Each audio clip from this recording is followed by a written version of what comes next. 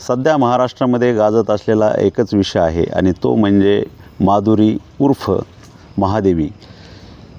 मित्रांनो, गेल्या 8 दिवसापासून कोल्हापूर जिल्ह्यामध्ये जो काही जैन धर्मियांचा मठ आहे त्या मठामध्ये गेल्या 35 वर्षापासून महादेवी नावाची एक हत्तीण राहत होती आणि ती हत्तीण तिचा जन्म कुठं झाला, तिचा उदय कसा झाला, मठामध्ये कसं आणण्यात आलं आणि नेमकं महाराष्ट्रामध्ये महादेवी हत्तीबद्दल आत्मीयता आणि एवढं वातावरण पेटलेलं असताना महाराष्ट्र आणि कर्नाटक या 147 गावामध्ये तिच्याविषयी एवढी भावना का आहे या आपण व्हिडिओमध्ये बघणार आहोत। मी ॲडव्होकेट बापूसाहेब जाधव, मुंबई 24 तास या चॅनलमध्ये आपले सहर्ष स्वागत आहे।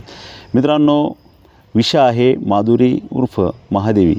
या हत्तीणीचा जन्म कर्नाटक या ठिकाणी झाला आणि अवघ्या 6 महिन्याचे असताना जैन धर्मियांनी ज्या मठामध्ये तिला घेऊन आले त्या ठिकाणी तिचा उदरनिर्वाह झाला, म्हणजे ती लहानाची मोठी झाली आणि त्या ठिकाणी लोकांना लळा लागला आणि कोल्हापुरामध्ये जे काही सार्वजनिक कार्यक्रम व्हायचे त्यामध्ये हनुमान जयंती असेल, रामनवमी असेल किंवा जे सार्वजनिक कार्यक्रम असतील, गणपती असतील, वेगवेगळे कार्यक्रम, परंतु त्या ठिकाणी ते सगळे कार्यक्रम पार पाडण्याचं काम महादेवींनी चांगल्या प्रकारे केलं आणि कुणालाही दुखापत न करता त्यांनी चांगल्या प्रकारे लोकांमध्ये लळा लागल्यामुळं काही मानसिक हानी नाही झाली आणि त्यातूनच जे कोल्हापूर जिल्ह्यात आणि कर्नाटक राज्यातील काही भाविक भक्त त्या ठिकाणी यायचे तर तिला खायला द्यायचे, प्यायला द्यायचे। परंतु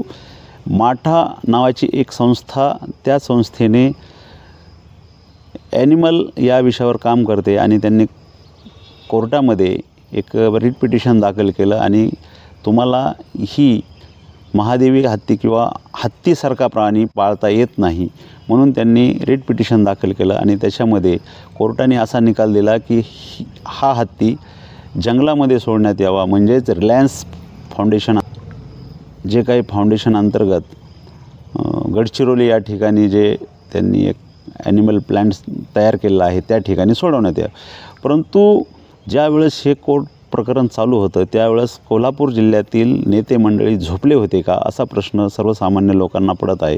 कारण ज्यावेळेस कोर्टाने निकाल दिला आणि त्याच वेळेस हे नेते मंडळी जागे झाले। कारण मित्रांनो, याच्यावर राजकारण सुरू आहे। हे राजकारण एवढं विकोपाला गेलं आहे की त्या ठिकाणी ज्यावेळेस यांनी आवाहन केलं की महादेवी हत्ती हा आपल्याला वापस आणायचा आहे, म्हणजे साईन जो असतो त्या साईनची मोहीम राबवली आणि थोडी थिडकी नाही तर 2.5 लाख लोकांनी सह्या केल्या की आम्हाला महादेवी हत्ती वापस हवा आहे। एवढंच नाही तर महाराष्ट्राच्या मंत्रालयामध्ये माननीय मुख्यमंत्री देवेंद्र फडणवीस यांच्या अध्यक्षतेखाली राजू शेट्टी आणि कोल्हापूर जिल्ह्यातील जेवढे काही नेते मंडळी आहेत त्यांच्या अध्यक्षतेखाली एक बैठक झाली आणि तो हत्ती वापस आणण्याचा निर्णय झाला आहे। परंतु हा विषय कोर्टाचा आहे, त्यामुळं कोर्टाने निकाल दिल्याशिवाय काहीही होत नाही म्हणून पुनर्विचार याचिका दाखल करण्याचं काम सरकारतर्फे केलं आहे। मित्रांनो, या हत्तीवर एवढं राजकारण चालू आहे की महाराष्ट्रामध्ये प्रत्येक दिवशी, प्रत्येक घंट्याला त्याच्यावर चर्चा होते आणि म्हणूनच लोक असे विचारू लागले आहेत की ज्या वेळेस कोर्टामध्ये हा खटला चालू होता त्यावेळेस कोल्हापूर जिल्ह्यातील नेते मंडळी झोपले आहेत का, हाच विषय समोर घेऊन सर्वसामान्य लोक कुजबूज करत आहेत, चर्चा करत आहेत। मित्रांनो, महादेवी हत्तीविषयी आणि कोल्हापूर जिल्ह्यातील व कर्नाटक राज्यातील लोकांविषयी आपल्याला काय वाटतं ते आम्हाला नक्की कळवा। आमचे असेच वेगवेगळे व्हिडिओ पाहण्यासाठी आमच्या चॅनलला लाईक करा, शेअर करा, कमेंट करा, सबस्क्राईब करायला विसरू नका। जय हिंद, जय महाराष्ट्र, जय शिवराय।